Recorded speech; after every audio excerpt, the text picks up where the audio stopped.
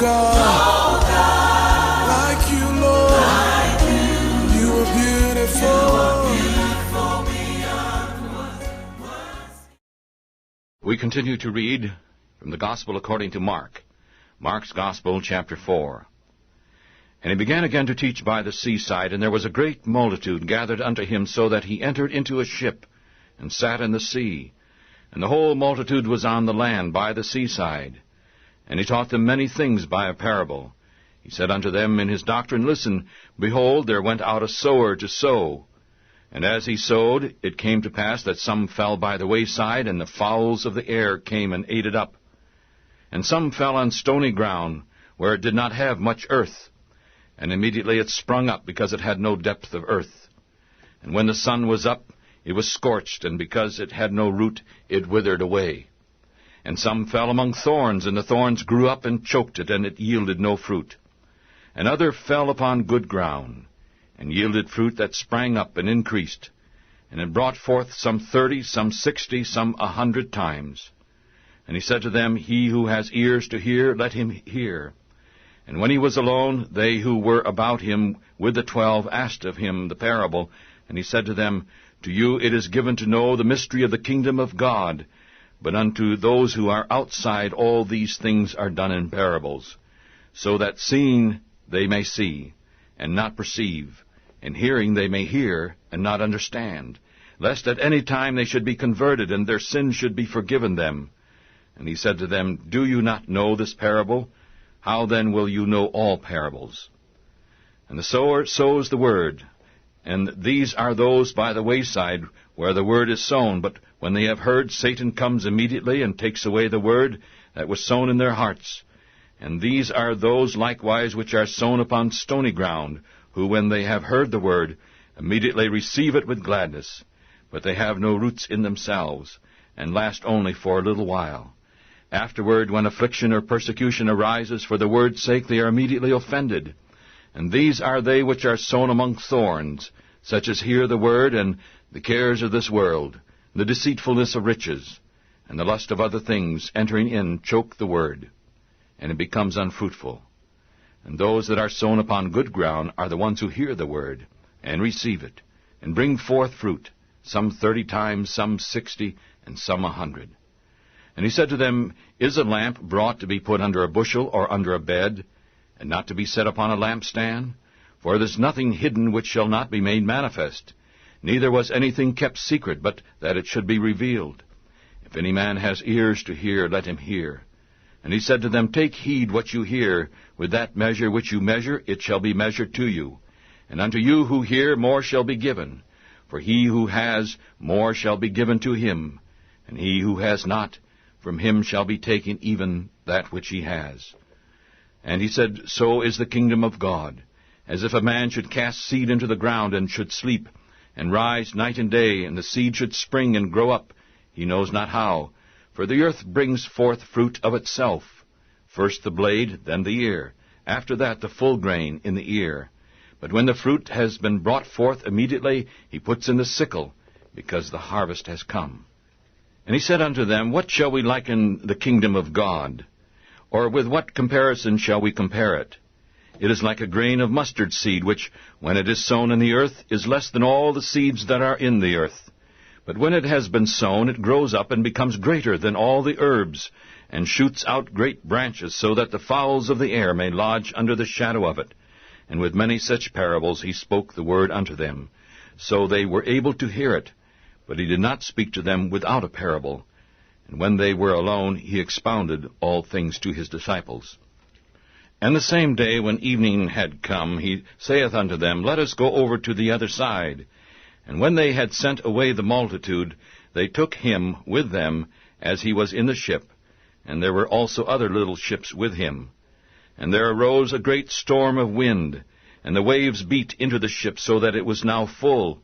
And he was in the stern of the ship, asleep on a pillow. And they awakened him, and said to him, Master, dost thou not care that we perish? And he arose and rebuked the wind, and said to the sea, Peace, be still. And the wind ceased, and there was a great calm. And he said to them, Why are you so fearful? How is it that you have no faith? And they feared exceedingly, and said to one another, What kind of man is this, that even the winds and the sea obey him? Chapter 5. Mark's Gospel, chapter 5. And they came over unto the other side of the sea, into the country of the Gadarenes. And when they had come out of the ship, immediately a man with unclean spirits met him out of the tomb, who had his dwelling amongst the tombs. And no man could bind him, no, not with chains, because he had often been bound with fetters and chains, and the chains had been torn apart by him, and the fetters broken in pieces. Neither could anyone tame him, and always night and day he was in the mountains and in the tombs, crying and cutting himself with stones. And when he saw Jesus afar off, he ran and worshipped him, and cried with a loud voice, and said, What have I to do with thee, Jesus, Son of the Most High God? I adjure thee by God that thou torment me not. For he said to him, Come out of the man, unclean spirit. And he asked him, What is your name? And he answered, saying, My name is Legion, for we are many. And he begged him very much that he would not send them away out of the country. Now there was a great herd of swine feeding near the mountains, and all the demons begged him, saying, Send us into the swine, that we may enter into them. And immediately Jesus gave them permission. And the unclean spirits went out and entered into the swine, and the herd ran violently down a steep place into the sea. There were about 2,000, and they were choked in the sea. And they who fed the swine fled and told it in the city and in the country, and they went out to see what it was that was done. And they came to Jesus and saw him who was possessed with a demon, and had the legion, sitting and clothed and in his right mind, and they were afraid. And they who saw it told them how it happened to him who had been possessed with the demon, and also concerning the swine. And they began to beg him to depart out of their borders. And when he had come into the ship, he who had been possessed with the demon begged him that he might be with him. However, Jesus did not allow him, but said to him, Go home now to your friends, and tell them what great things the Lord has done for you, and has had compassion upon you. And he departed, and began to publish in Decapolis what great things Jesus had done for him, and all marveled. And when Jesus had passed over again by ship to the other side, many people gathered to him, and he was near the sea, and behold, one of the rulers of the synagogue came, Jairus by name, and he saw him, and he fell at his feet. And he begged him greatly, saying, My little daughter lies at the point of death. Come and lay thy hands upon her, so that she may be healed, and she shall live. And Jesus went with him, and many people followed him and thronged him. And a certain woman who had an issue of blood 12 years, and had suffered many things of many physicians, and had spent all that she had, and had not been bettered any, but rather grew worse. When she heard of Jesus, she came in the press behind, and touched his garment. For she said, If I may touch only his clothes, I shall be cured. And instantly the fountain of her blood dried up, and she felt in her body that she was healed of that plague. And immediately knowing in himself that virtue had gone out of him, Jesus turned himself around in the press, and said, Who touched my clothes? And his disciples said to him, Thou seest the multitude thronging thee, and dost thou say, Who touched me? And he looked around to see her who had done this thing. But the woman, fearing and trembling, knowing what had been done in her, came and fell down before him, and told him all the truth. And he said to her, Daughter, your faith has made you well. Go in peace, and be cured of your plague. And while he still spoke, some came from the house of the ruler of the synagogue, saying, Your daughter is dead. Why do you trouble the master any further? And as soon as Jesus heard the word that was spoken, he said to the ruler of the synagogue, Do not be afraid, only believe. And he allowed no man to follow him except Peter and James and John, the brother of James. And he came to the house of the ruler of the synagogue, and saw the tumult, and those who wept and wailed greatly. And when he had come in, he saith unto them, Why do you make this noise and weep? The girl is not dead, but sleeps.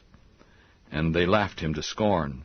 But when he had put them all out, he took the father and the mother of the girl, and those who were with him, and entered in where the damsel was lying. And he took the damsel by the hand, and said to her, Talitha cumi, which is being interpreted, Little girl, I say unto you, arise. And instantly the little girl arose and walked, for she was 12 years old. And they were astonished with great astonishment. And he strictly commanded them that no man should know it. And he commanded that something should be given her to eat.